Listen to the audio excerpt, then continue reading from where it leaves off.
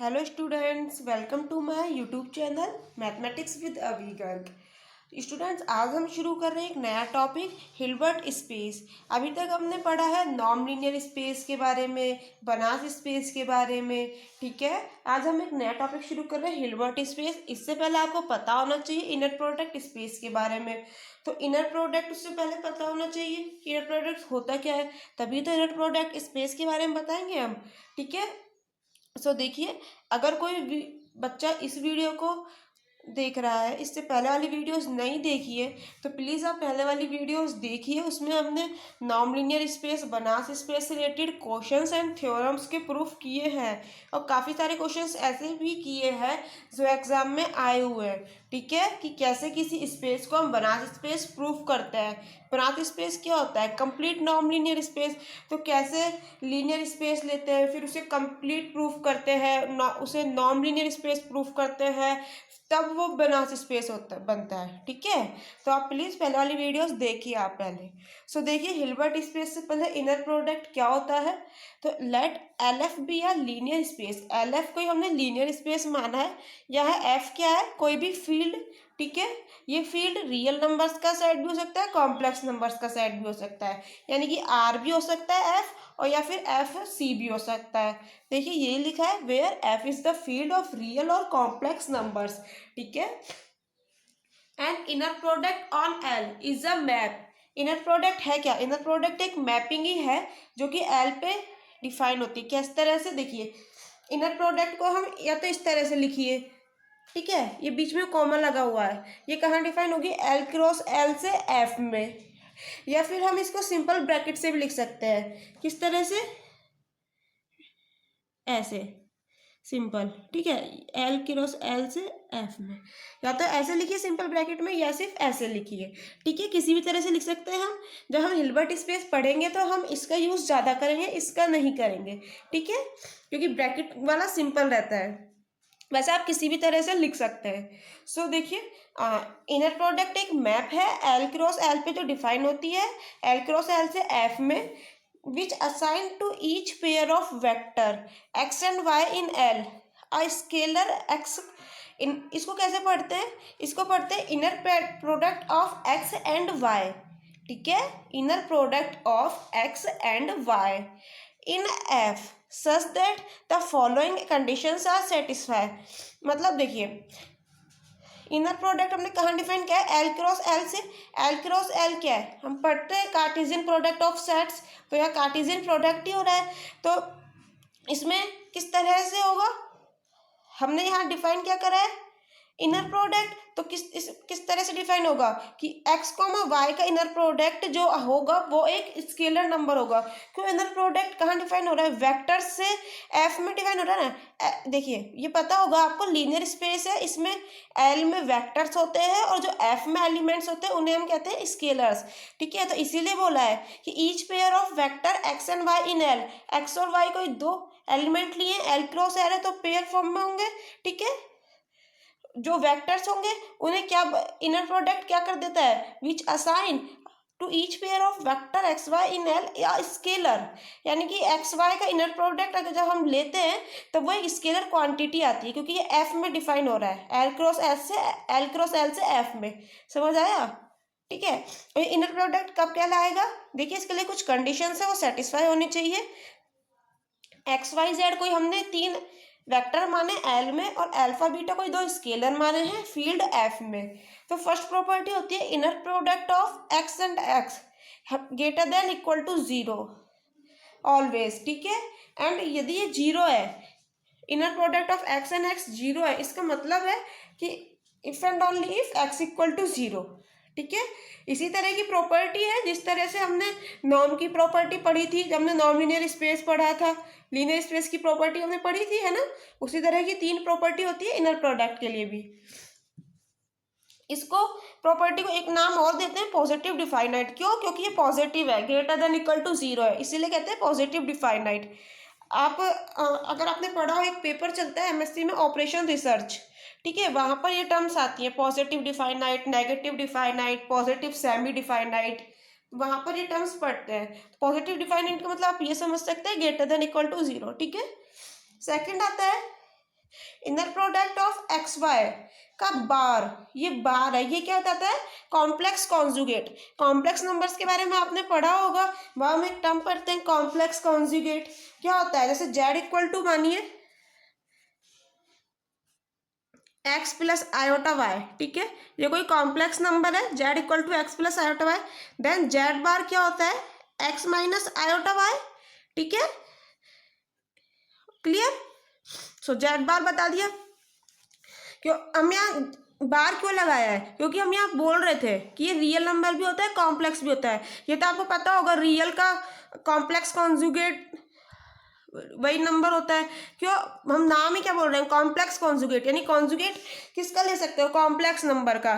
क्योंकि लिया है ना, जेड अगर एक्स प्लस आयोटा वाई है यानी कि कॉम्प्लेक्स नंबर है, तो उसका बार क्या, यानी कि कॉन्जुगेट क्या हो जाएगा, एक्स माइनस आयोटा वाई। और जैसे जेड रियल नंबर है, कोई सिंपल एक्स है, तो जेड बार क्या होगा, एक्स ही, ठीक है। तो यहाँ हमने यदि रियल नंबर के सेट के लिए लिखते हैं, तो जब हम यहाँ सीधे बार नहीं लगाते, सिंपल लिख देते हैं inner product of x comma y, ठीक है। बट हम यहाँ दोनों की बात कर रहे हैं, रियल और कॉम्प्लेक्स, तो इसीलिए हमने बार लगाया है, ठीक है। तो सेकंड प्रॉपर्टी क्या होती है, inner product of x y का बार इक्वल टू होना चाहिए inner product of y and x. इसका मतलब क्या है, एक्स वाई इज सिमेट्रिक। इस मैप को हम क्या कर सकते हैं, देखिए this the map inner product x and y is symmetric, ठीक है। सिमेट्रिक हम ऐसे ही प्रूफ करते हैं। सो ये समझ आ गया होगा, रियल नंबर के लिए अगर आप लिखोगे सिर्फ, तो यहाँ पर क्या लिखोगे, x comma y equal to y comma x, simple, ठीक है, बाहर नहीं आएगा क्योंकि रियल के लिए लिख रहे हैं हम। देखिए अब थर्ड प्रॉपर्टी होती है alpha x plus beta y comma z. इसके इनर प्रोडक्ट क्या होगा, अल्फा कोई स्केलर है, बाहर आ जाएगा एक्स कोमा जेड, ठीक है, प्लस बीटा कोई स्केलर है, बाहर आ गया inner product of y comma and z, clear. देखो एक अभी मैं इसका प्रूफ बताऊंगी आपको, बट याद रखो ये है कोई फर्स्ट वेक्टर और कॉमा के बाद वाला है वो सेकंड वेक्टर है, ठीक है।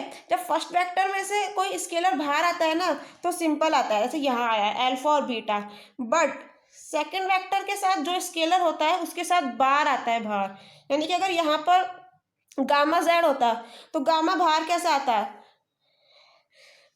प्लस गामा बार, यानी कि बार के साथ आता है। मैं बताऊंगी अभी आगे प्रूफ आएगा उसकी थ्योरम में, एक मैंने अच्छे से बताई हुई है, तो उसे देखेंगे, बट मैंने आपको हल्का सा यहाँ पर हिंट दे दिया है, ठीक है। सो थर्ड प्रॉपर्टी समझ आई आपको। इस थर्ड प्रॉपर्टी को इस नाम से भी कह सकते हैं कि the inner product is linear in the first variable. First variable linear है, क्यों, फर्स्ट लीनियर हमने पहले आपको बता चुके हैं कैसे प्रूफ करते थे, जब किसी भी लीनियर ट्रांसफॉर्मेशन पढ़ते थे तो कोई हम मैपिंग मानते थे तो उसे लीनियर कैसे प्रूफ करते थे, इसी तरह से करते थे ना, कि T alpha x plus beta y equal to क्या आता था कि अल्फा बाहर आ जाए और टी एक्स प्लस बीटा बाहर और टी वाई, ठीक है। यहाँ टी क्या लीनियर ट्रांसफॉर्मेशन होता था या फिर कोई मैपिंग होती थी, हम लीनियर उसे प्रूफ करते थे, तो इस तरह से प्रूफ करते थे। यदि ये आ जाता है तो हम कह देते हैं कि ये जो मैपिंग हमने डिफाइन करी है टी, ये लीनियर है, ठीक है।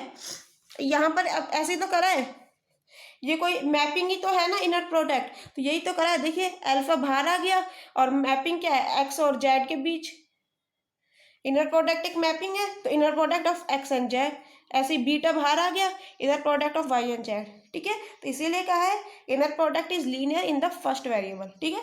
तो अगर तीन प्रॉपर्टी सेटिस्फाई करा देते हैं हम, तो हम कह देते हैं कि ये इनर प्रोडक्ट है जो हमने डिफाइन करा है, ठीक है। देखिए ये प्रॉपर्टी हम जब इनर प्रोडक्ट स्पेस प्रूफ करते हैं ना, तब सेटिस्फाई कराते हैं, ठीक है। इनर प्रोडक्ट स्पेस होता क्या है, देखिए the linear space L in which an inner product is defined is called an inner product space. देखिए जैसे हमने नॉन लीनियर स्पेस पढ़ा था, तो वहाँ क्या करते थे, कोई लीनियर स्पेस लेते थे, उसके साथ नॉर्म को डिफाइन करते थे, तो उसे हमने क्या दिया, नॉन लीनियर स्पेस। ऐसे ही हम मैट्रिक स्पेस पढ़ते थे, तो एक मैट्रिक डिफाइन करते थे डी, ठीक है, उसको किसी नॉन एम्प्टी सेट एक्स लेते थे, उसके साथ अगर हम लिख देते थे पेयर की फॉर्म में, तो कह देते थे वो मैट्रिक स्पेस हो गया। आपने पढ़ा होगा ना मैट्रिक स्पेस की डेफिनेशंस, ये मैं आपको बता देती हूँ, बट पहला लेक्चर में मैं बता चुकी हूँ। देखिए एक बार पहले, एक बार और देखो क्या होता था मैट्रिक स्पेस, हम कोई एक मैट्रिक डिफाइन करते थे, एक्स कोई नॉन एम्प्टी सेट माना, एक मैपिंग डिफाइन करिए डी एक्स क्रॉस एस से आर में, ठीक है। एक्स क्रॉस एक्स क्या हो गया, कार्टेशियन प्रोडक्ट ऑफ सेट, ठीक है। इस set to be a metric on x, ये जो हमने मैपिंग डिफाइन करी थी मैट्रिक कहलाएगी कब, यदि ये सेटिस्फाई करें इन 4 कंडीशंस को। क्या, first condition d x y greater than equal to 0 हो, डी एक्स कॉमा वाई 0 है if and only if x equal to y हो, जहां एक्स और वाई कहाँ बिलोंग करें, कैपिटल एक्स में, जो हमने नॉन एम्प्टी सेट माना है। D x y equal to d y x हो, देखिए ये वही सिमेट्री वाली प्रॉपर्टी है जो अभी हमने पढ़ी थी कि inner product of x and y का बार इक्वल टू आ जाए inner product of y and x, ठीक है। देखिए उसी तरह से है, सिमेट्री प्रॉपर्टी है। एंड थर्ड एंड फोर्थ है, sorry, d x comma y less than equal to होता है d x comma z plus d z comma y, ठीक है। ये 4 कंडीशन सेटिस्फाई हो जाती है, ये मैप जो हमने डी डिफाइन करी है ये कर देती है, चारों कंडीशन सेटिस्फाई, तो हम कह देते हैं डी है जो मैट्रिक है एक, ठीक है। और एक्स कोई नॉन एम्प्टी से है, डी मैट्रिक हो गई एक्स पर, तब ये पेयर एक्स कोमा डी ये मैट्रिक स्पेस कहलाता है, सिंपल। तो वही इनर प्रोडक्ट स्पेस है। हमने यहाँ क्या किया है, इनर प्रोडक्ट को एक मैपिंग की तरह तो डिफाइन किया है, हमने उसकी 3 प्रॉपर्टी बताई, अगर वो सेटिस्फाई कर रही है मैपिंग तो हमने क्या दिया, वो इनर प्रोडक्ट हो गया। अब बस लीनियर स्पेस के साथ उसको डिफाइन कर दिया इनर प्रोडक्ट को, तो क्या दिया, वो एक इनर प्रोडक्ट स्पेस बन गया। देखो यही बोला है, यदि एल कोई लीनियर स्पेस है उसके साथ इनर प्रोडक्ट को डिफाइन कर दिया तो वो इनर प्रोडक्ट स्पेस बन गया, यानी कि एल कॉमा इनर प्रोडक्ट का साइन ये होता है, ऐसे भी लिख सकते हैं, सिंपल ब्रैकेट की फॉर्म में भी लिख सकते हैं, मैं आपको बता चुकी हूँ, ठीक है। तो ये पेयर क्या कहलाएगा, इनर प्रोडक्ट स्पेस, ठीक है। ओके, नाउ अब एक नोट है, प्लीज आप याद रखिए, इंपॉर्टेंट नोट है, यूज आता है काफी बार क्वेश्चंस में, बट कंफ्यूजन हो जाता है।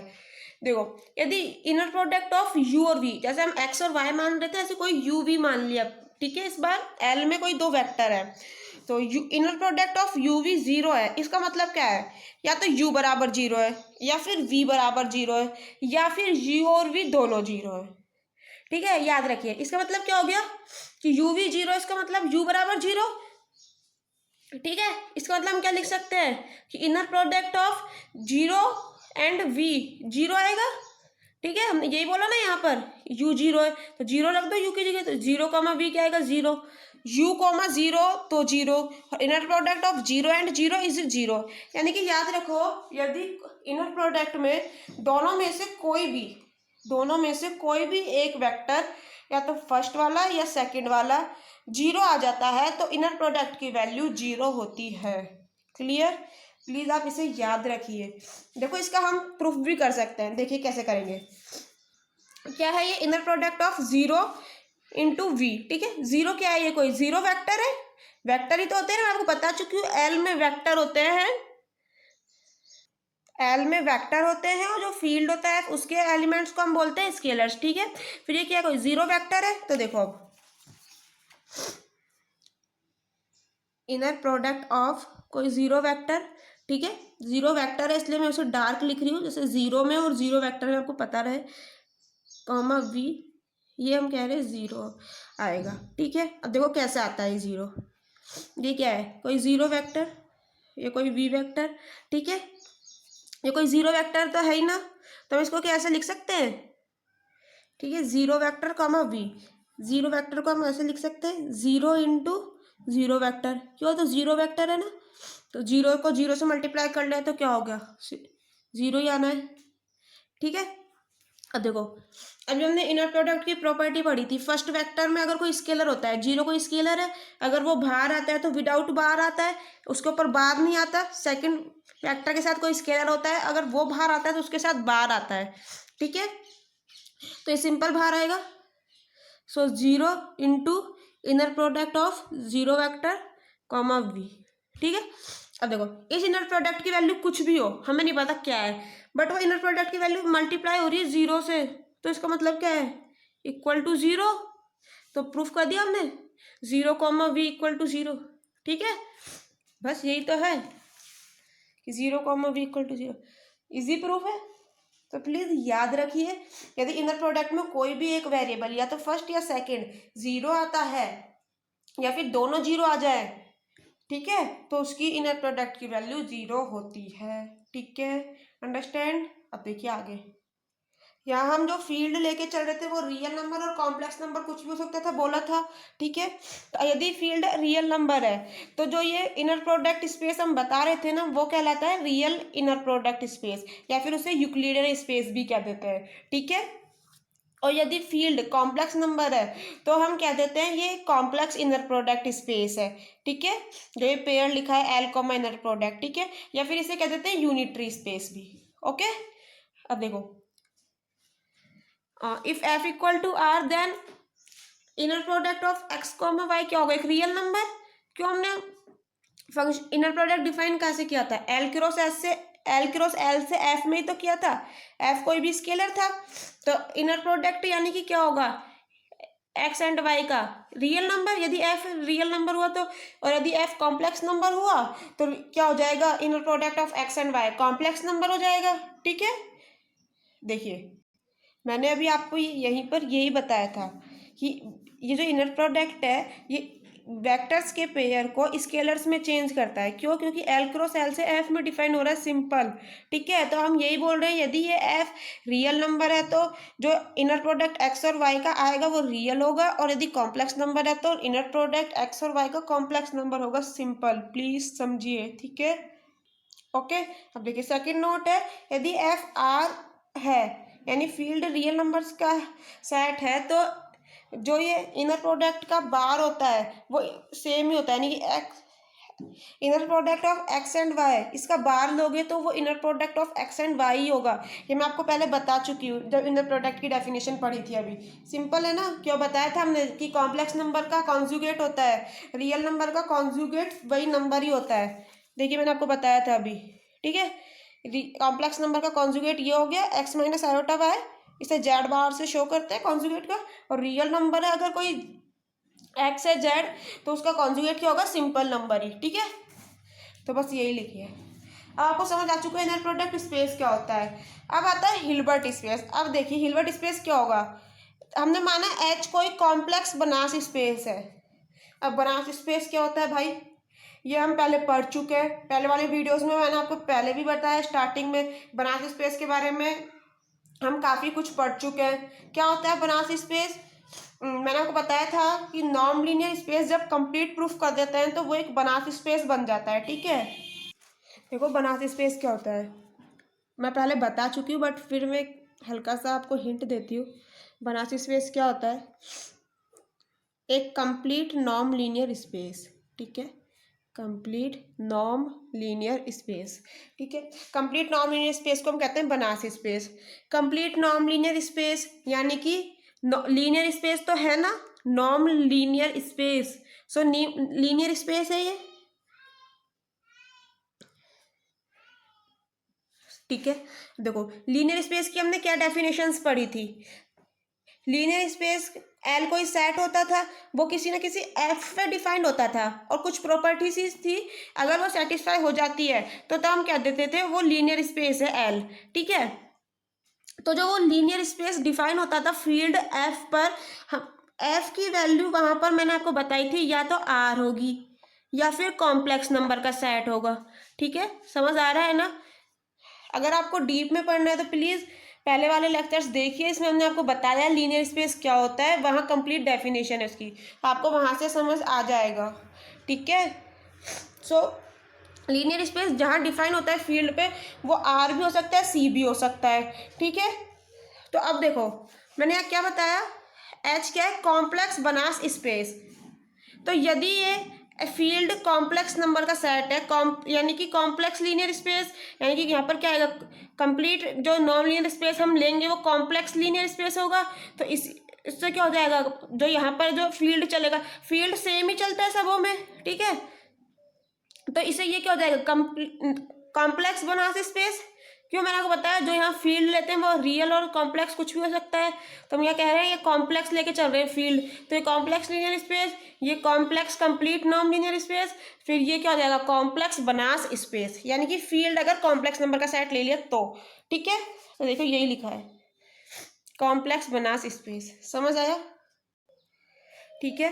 तो देखो एच कोई कॉम्प्लेक्स बनासी स्पेस है, मैं दोबारा रिपीट करूंगी, प्लीज़ अगर आपको बनासी स्पेस के बारे में डीपली पढ़ना है तो आप पहले वाली वीडियोस देखिए, उसके बारे में हमने कंप्लीट बताया क्या बनासी स्पेस होता है, इसकी डेफिनेशंस अच्छे से नोट्स लिखवाए हैं, ठीक है, तो आप प्लीज़ उन्हें देख लीजिए।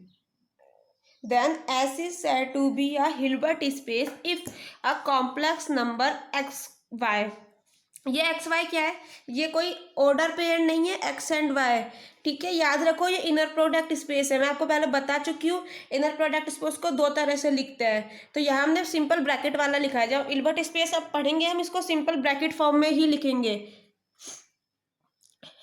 ठीक है, सिंपल ब्रैकेट। देन देखो Hilbert space if a complex number x and y, इसे क्या बोलेंगे, देखो लिख भी दिया है, ऑर्डर पेयर ना समझो आप, इसलिए call the inner product of x and y, ठीक है, satisfy the following property, h कोई कॉम्प्लेक्स बनासी स्पेस है, ये हिल्बर्ट स्पेस कहलाएगा कब, जब inner product x and y ये तीन प्रॉपर्टी सेटिस्फाई कर दे। फर्स्ट प्रॉपर्टी जिसे कि नॉन नेगेटिविटी प्रॉपर्टी भी कहते हैं, क्या होती है,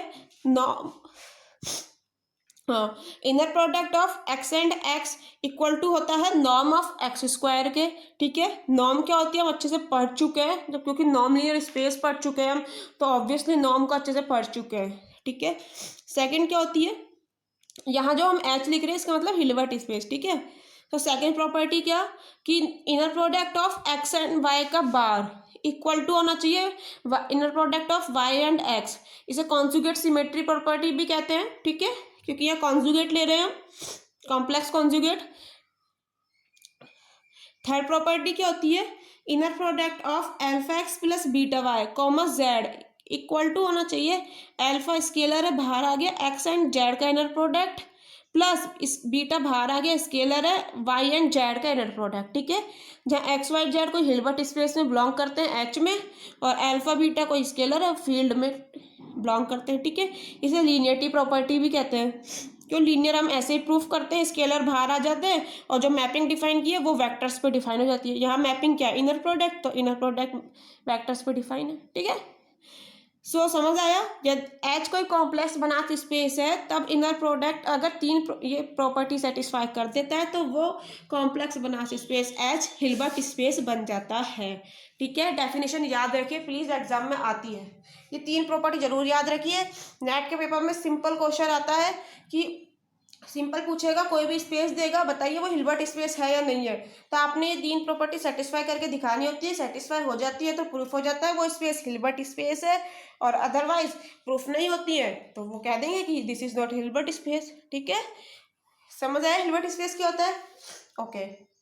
अब देखिए हिल्बर्ट स्पेस से रिलेटेड एक थ्योरम, इंपॉर्टेंट थ्योरम है, ठीक है, उस थ्योरम के चार पार्ट है, कहने के लिए ये थ्योरम है, बट जो इसके रिजल्ट है ना, ये जो चार पार्ट है इंपॉर्टेंट रिजल्ट है, एक तरह से प्रॉपर्टी की तरह काम करते हैं, ठीक है, हिल्बर्ट स्पेस की प्रॉपर्टी मान के चलिए, इनका बहुत यूज होता है हर थ्योरम में, देखो कैसे समझेंगे, जैसे फर्स्ट क्या है कि x comma beta y plus gamma z, मैंने आपको जब हिल्बर्ट स्पेस की अभी डेफिनेशन पढ़ी थी या फिर इनर प्रोडक्ट की डेफिनेशन पढ़ी थी, बताया था कि इनर प्रोडक्ट में फर्स्ट जो वेरिएबल होता है उसके साथ जो स्केलर होता है वो बाहर आता है तो सिंपल आता है, बट सेकंड वेरिएबल के साथ जो स्केलर होता है अगर वो बाहर आता है तो किस तरह से बाहर आता है, बार के साथ, तो देखो यही लिखा है, जो ये बीटा है बाहर आया तो बीटा बाहर आया है, ठीक है, गामा है सेकंड वेरिएबल के साथ है तो गामा बार है, so x comma y inner product and beta bar plus gamma bar x and z, ये बार बार याद रखिए, सिंपल ब्रैकेट से कंफ्यूज ना होइए, ये इनर प्रोडक्ट पढ़ रहे हैं,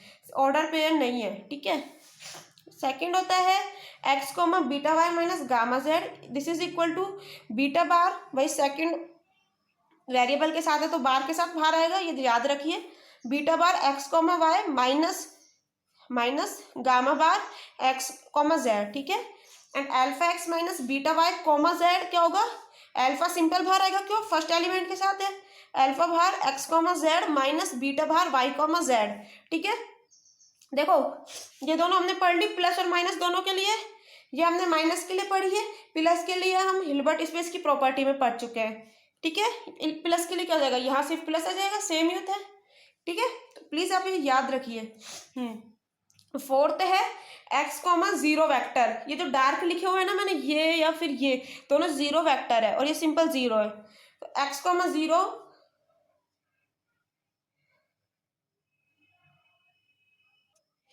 एक्स कॉमा जीरो वेक्टर का inner product equal to zero, and या फिर जीरो कॉमा एक्स इसका इनर प्रोडक्ट लोगे वो भी इक्वल टू आएगा जीरो, जहाँ एक्स कहाँ बिलोंग कर रहे हैं, एच में। एच क्या है, हिल्बर्ट स्पेस। ठीक है, अब देखते हैं इसका प्रूफ।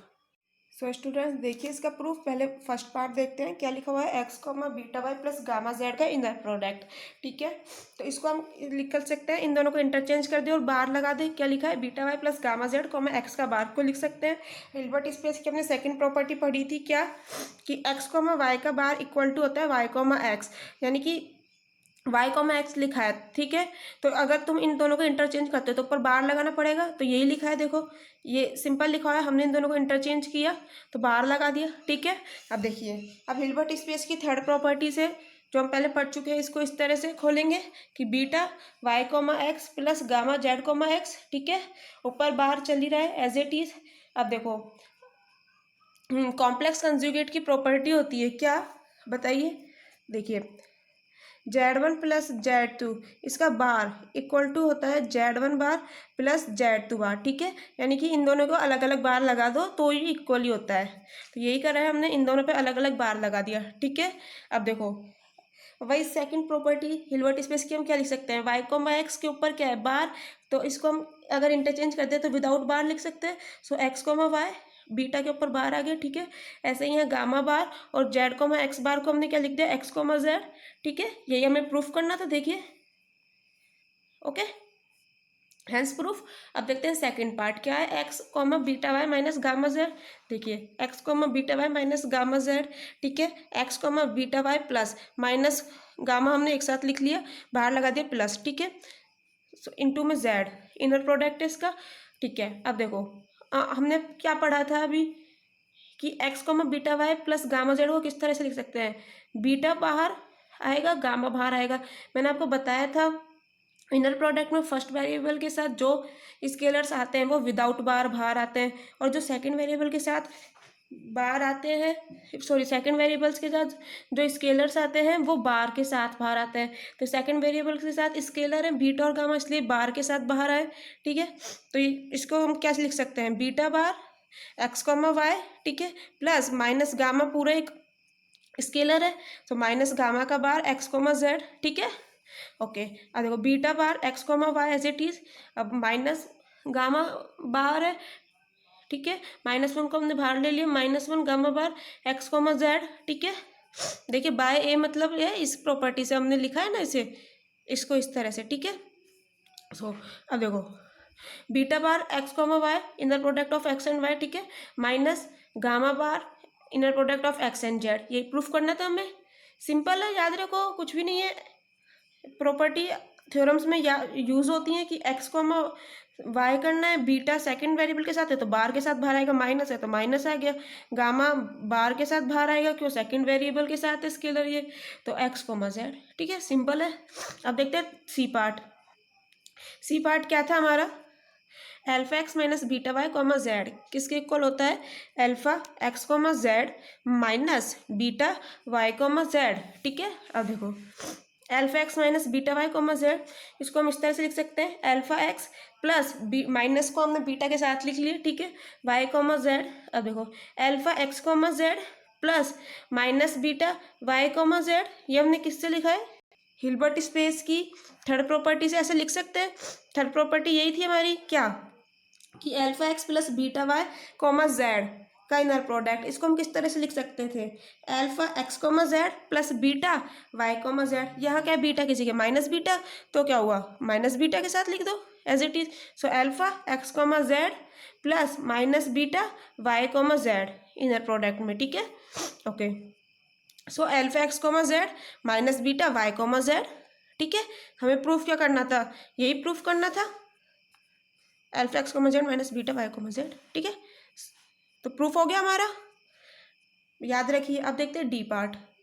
सो देखिए, डी पार्ट क्या था, जीरो कॉमा एक्स को हमने प्रूफ करना है जीरो के इक्वल। ठीक है, यहाँ पे ये जीरो क्या है, जीरो वेक्टर है कोई। ठीक है, so zero vector comma x का इनर प्रोडक्ट है, ठीक है। देखो जीरो वेक्टर है, इसके मल्टीप्लाई में हम जीरो लिख सकते हैं, बिल्कुल। जीरो वेक्टर है तो उसका मतलब क्या है, जीरो, जीरो से मल्टीप्लाई कर लो, जीरो ये कुल मिला के, ठीक है। So zero comma zero vector, जो ये डार्क लिखा हुआ है ना, ये जीरो वेक्टर है, ठीक है। और ये जीरो है, ये सिंपल जीरो नंबर है। So zero into zero vector comma x, ठीक है। अब देखो जीरो का है फर्स्ट वेरिएबल के साथ, तो बार के साथ बाहर नहीं आएगा, विदाउट बार बाहर आएगा। So zero as it is बाहर आ गया, तो जीरो कॉमा एक्स, ठीक है। अब देखो देखो ये जीरो कॉमा एक्स क्या है, इनर प्रोडक्ट है जीरो एंड एक्स का, इसका कुछ ही वैल्यू है, हमें नहीं पता, ये सोचो, ठीक है। बट ये मल्टीप्लाई किससे हो रहा है, जीरो से, तो जीरो से किसी को मल्टीप्लाई करो जीरो आएगा। So this is equal to zero, तो प्रूफ हो गया जीरो कॉमा एक्स का इनर प्रोडक्ट जीरो ही होता है, ठीक है।